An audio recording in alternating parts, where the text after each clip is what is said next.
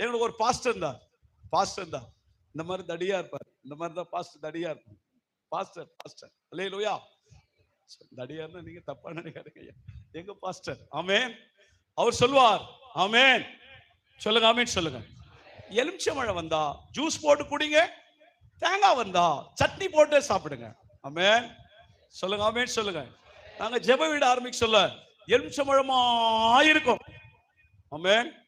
நிறைய பேர் நம்ம ஆளுங்க சொல்லுவாங்க பாருங்க, காலெல்லாம் மிச்சிராத, கையிலெல்லாம் எடுக்காத.